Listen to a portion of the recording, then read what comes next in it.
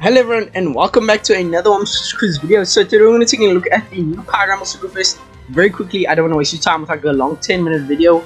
I don't know how many times I recorded this because I keep on taking too long. But either way, this Sugo-Fest, in terms of Pirate Rumble Sugo-Fest, is pretty good. But you shouldn't be pulling, since the anniversary is around the corner, you should be saving your gems. So that's the TLDR.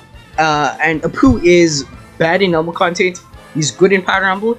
And he's pretty bad as a Grand Party leader. So in Pirate Rumble, generally, he's a very good character. Normal play, bad. The Sugo-Fest in and of itself is very nice since Int is one of the strongest types. And the recommended characters available here on the banner are very good. The legends available also pretty nice. Here we have Apoo, the new Apoo obviously. Rouge is very nice in Rumble. We also have Big Mom and Kid. Perona's is also nice in regular content, not so much in PvP. The rest of the characters are just kind of eh. And then, okay, let me get up. So, then for the Apoo himself, I'm going to talk about him in short. So, in normal play, his captain ability is very bad. Let me talk about what I think they could have done better. First off, he doesn't give an HP boost or recovery boost, so he's very vulnerable for your entire crew. He's very weak as a captain in terms of your tankiness. He is going to boost your shooter and driven characters. Shooter's a weak class, but I'm glad they're getting more support here. He doesn't boost int type, so he's boosting a lot less characters than a lot of other legends. And his utility is very interesting. He's going to give you a 10-turn immunity to limit number of taps and remove SFX at the start of the quest. So this is not a regular utility captain.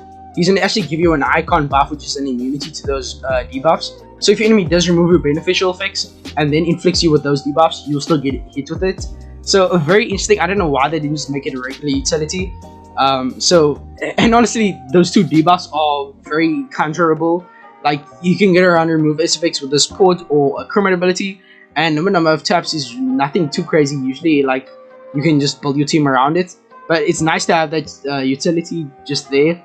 He also makes int bomb and super bomb matching, but he doesn't even make bomb or super bomb orbs come naturally in your crew. So he's really just making int orbs matching, which is nothing crazy. Very weak captain effect. I don't like it at all. It's very creative. I'll give them that, but nothing crazy. He's special maxing out at 10 turns, 11 turns if you don't have him expanded.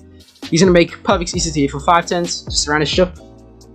Ignore that part of the special. Don't act like it's a part of the special that's helping him, because it's really not.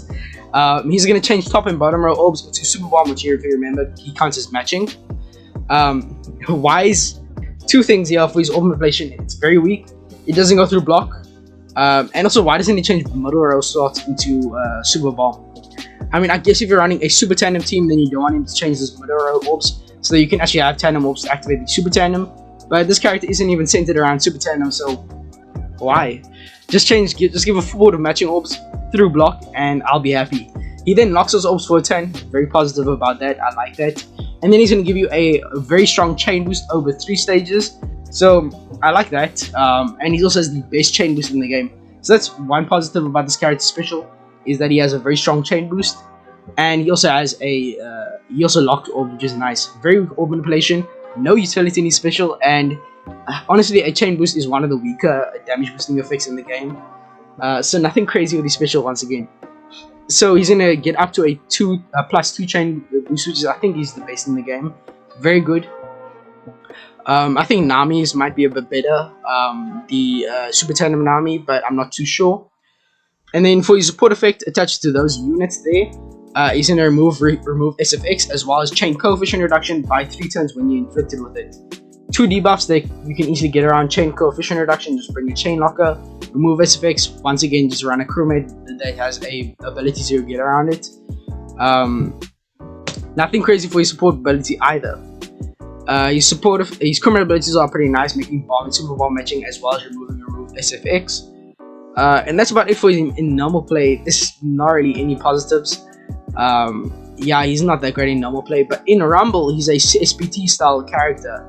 He's gonna resist action bind, so he's always gonna be able to attack. He's also gonna reduce his own incoming damage from side enemies by 30%. So you want this guy tanking, he's gonna be an absolute tank on your in teams against side enemies. Then he's gonna be prioritizing attacking the closest enemies. His Rumble ability is going to buff your Insta-type teammates for speed up level 6 and special CT speed up level 3. Very nice. Your specials are going to be already faster and he's going to be attacking more. And then he's also going to debuff your Psy-type enemies for defense down of level 6. That's very substantial. Unfortunately, if you aren't facing Psy-type enemies, there's really not a lot of substance to this. That you'll find that as a general theme around this character, for not only his resistance and Rumble ability, but also his special. His special quite low CT at 29. 29 turns, that's very low, especially for what he does. He's going to target enemies within a large range for 2.7 times his attack as damage to all those enemies in that range. So very nice, big range, big damage. And he's going to buff your Insta-type teammates for attack up level 7 and speed up level 7, both for 25 seconds. Very substantial, that's always nice to have. And then in addition to the 2.75x damage from the previous part of his special, he's now going to target your Psy-type enemies no matter where they are on the map. So this is infinite range. And it's going to target them for an additional 1.2 times his attack, but this time it ignores their defense. So very nice. This guy's going to be dealing a lot of damage. He's also going to help your teammates with a lot of buffs and also debuff your Psy-type enemies. So very good character. As before, his GP he's bad in GP as a leader. His GP burst does some damage and he has a very shitty requirement.